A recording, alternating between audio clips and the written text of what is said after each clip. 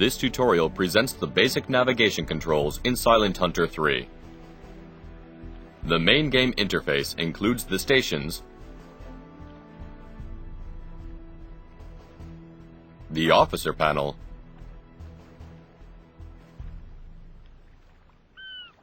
the message panel, bearing 206, medium range,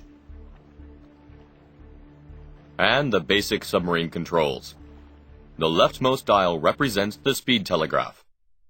This dial allows easy control of the U-boat speed using preset speed steps. The message panel will give feedback on any order on the dials.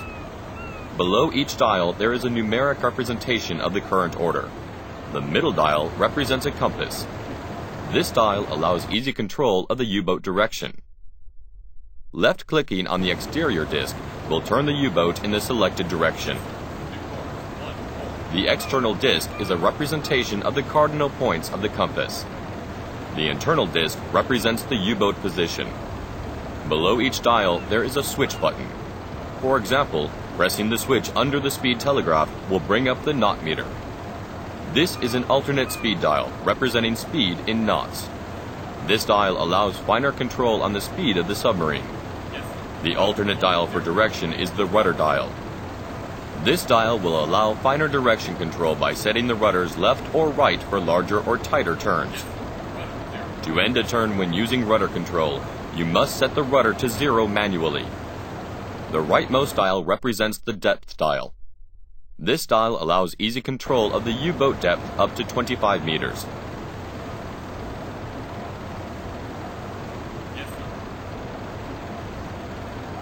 Note that when the camera is on the bridge view and a dive is ordered, the camera will automatically switch to command room view. Always remember that dive maneuver takes time. Some U-boat types dive faster than others. The alternate dial for depth is a meter for depth navigation. This dial allows you control up to the maximum safe depth of the U-boat.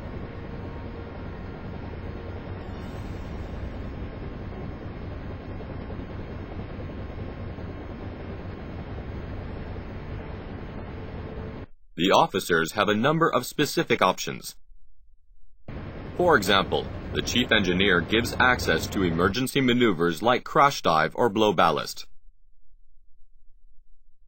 Ordering a blow ballast maneuver will bring the U-boat to surface in the fastest way possible.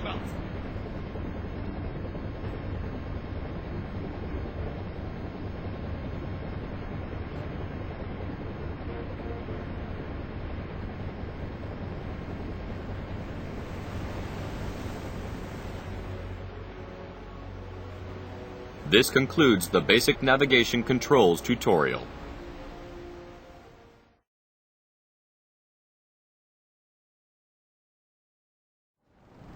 This tutorial presents the map navigation in Silent Hunter 3. The black circle icon represents the player's U-boat.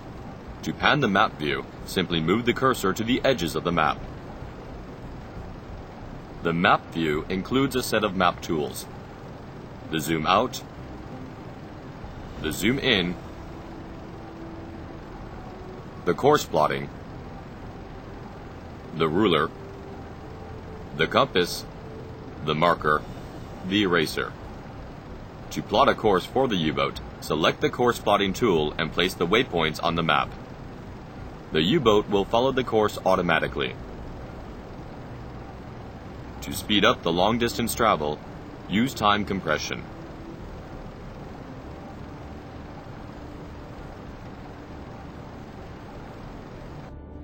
As soon as a ship is spotted, the time compression automatically drops to a low level. Select a contact on the map to learn details about it.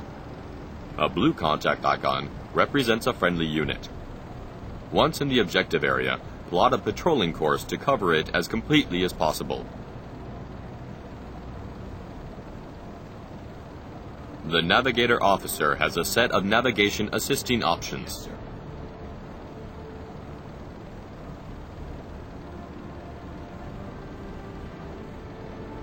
Some of this information is also represented at each waypoint on the map.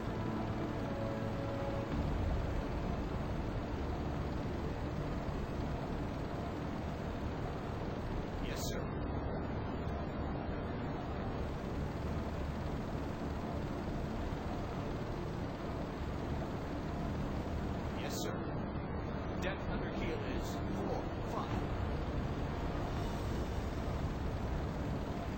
You can alter a plotted course by selecting waypoints individually and dragging them to a different position. During the nighttime, the map illumination changes to match the red lighting in the U-boat. As soon as you spot an enemy contact, represented by red icons on the map, start the interception procedures. First, measure the distance to the enemy contact to see how far the target is. Then draw an estimated course of the enemy. Next, mark a probability corridor in which you expect to find the enemy.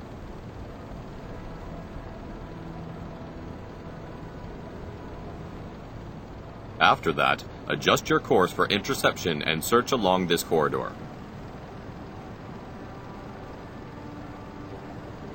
To shorten the search time, use time compression.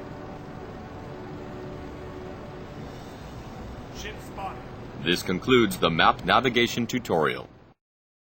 Rated T for teen.